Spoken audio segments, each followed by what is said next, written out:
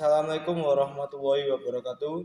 Perkenalkan, nama saya Tegar Ridho Prakosa. Saya perwakilan dari kelompok 5. Di sini saya ingin mempresentasikan tentang DTLST.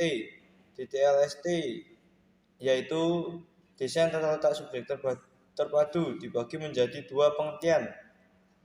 Pengertian pertama adalah suku terpadu, dan yang kedua adalah desain tata letaknya berdasarkan Undang-Undang Nomor 32 Tahun 2000 tentang desain tersebut terpadu. Sirkuit terpadu adalah suatu produk dalam bentuk jadi atau setengah jadi yang di dalamnya terdapat berbagai elemen, dan sekurang-kurangnya satu dari elemen tersebut adalah elemen aktif yang sebagian atau seluruhnya saling berkaitan serta dibentuk secara terbaru di dalam sebuah bahan semikonduktor yang dimaksudkan untuk menghasilkan fungsi elektronik.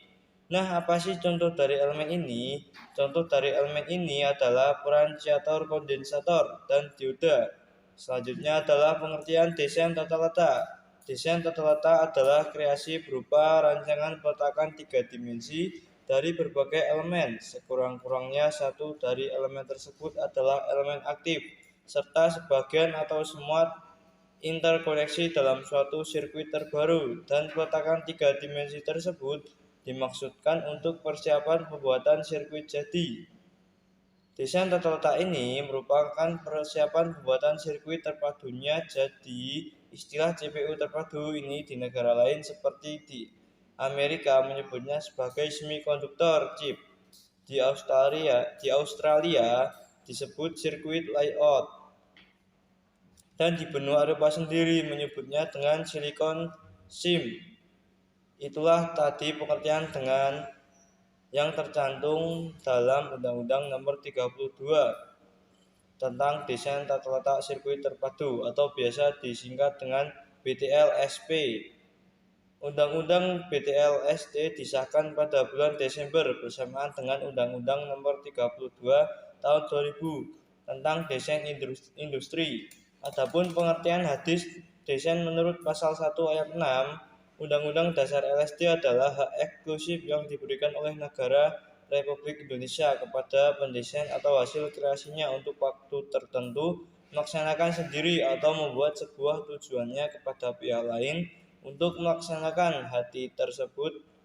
Perlindungan hukum DPLST menganut asas orisinalitas, di mana suatu DTLST dianggap original apabila merupakan hasil upaya intelektual pendesain dan tidak merupakan suatu hal yang bersifat sudah umum bagi para pendesain, dan hak desain tata letak sirkuit terpadu diberikan kepada pemegang hak sejak pertama kali desain tersebut diedarkan secara komersial dimanapun, atau sejak tanggal penerimaan permohonan yang telah memenuhi persyaratan administratif diterima oleh Dirjen HKI untuk jangka waktu selama 10 tahun.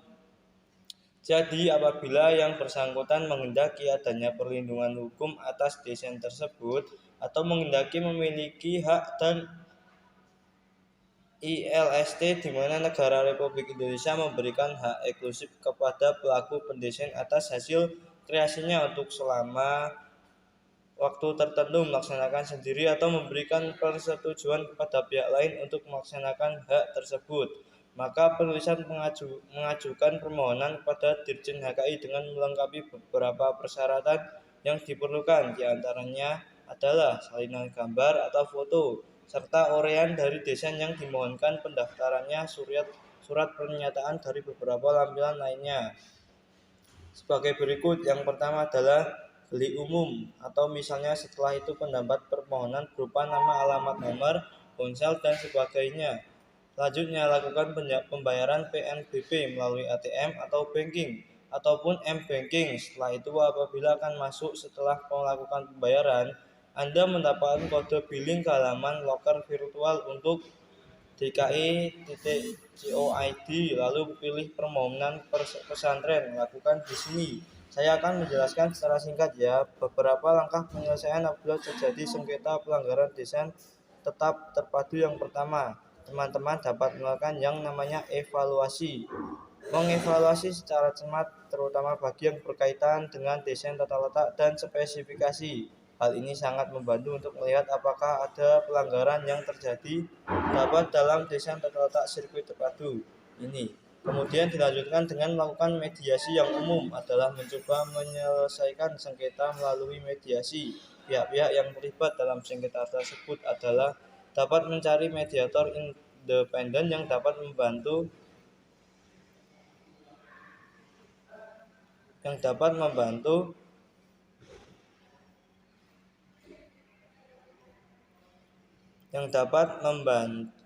dalam proses negosiasi. Mediator bertujuan untuk membantu mencapai kesepakatan yang saling menguntungkan bagi kedua belah pihak. Jika mediasi tidak berhasil, pihak dapat mencoba untuk bernegosiasi secara langsung.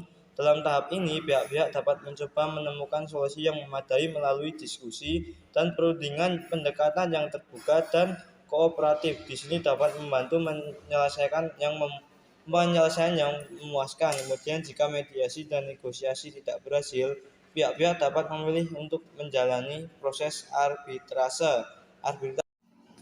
Arbitrase adalah metode alternatif penyelesaian sengketa di mana pihak-pihak yang berselisih mengajukan sengketa kepada suatu atau lebih arbiter independen. Arbiter akan mempertimbangkan argumen kedua belah pihak dan membuat keputusan yang meningkat.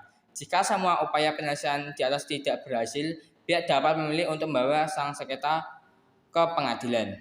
Ini adalah jalur yang lebih formal, di mana hakim atau juri akan memutuskan hasil sang sengketa berdasarkan bukti-bukti dan hukum yang berlaku.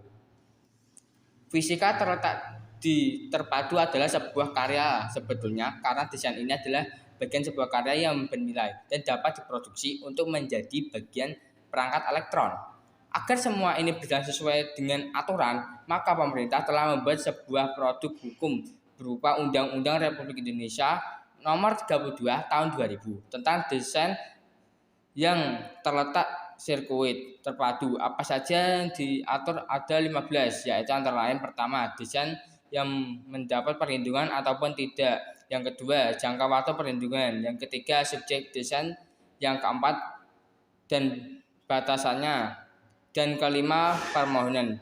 Pendaftaran karena waktu penerimaan permohonan. Ketujuh, penarikan kembali. Permohonan ke-8, kewajiban menjaga kebersihan, pemberian hak dan pengumuman. 10, pengalian hak dan lisensi. 11, pembatalan. Ke-12, tata cara gugatan.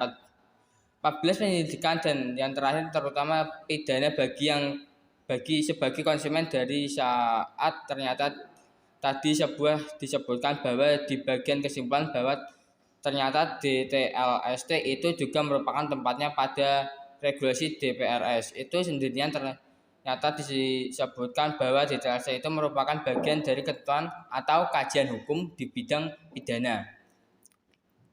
Begitu pada nomor 15 tadi disebutkan jelas sekali bahwa ketentuan pidana ini termasuk ke dalam GTRLSD, di mana juga ini dapat dibuktikan ternyata DTLST merupakan bagian dari The Legion, di mana termasuk ke dalam sifat delik aduan. Delik aduan sendiri merupakan suatu delik yang di mana proses penegakan harus berdasarkan proses aduan oleh pihak bersangkutan. Hal tersebut juga dilakukan oleh penyelidik, di mana di dalam Undang-Undang Nomor 32 Tahun 2000 tentang DTLST, penyelidik tersebut dinamakan penyelidik pejabat Polisi Negara Republik Indonesia atau penyelidik pejabat pegawai negeri sipil di lingkungan departemen yang khusus bertanggung jawab atau memiliki kewenangan terhadap kasus tindak pidana hak kekayaan intelektual.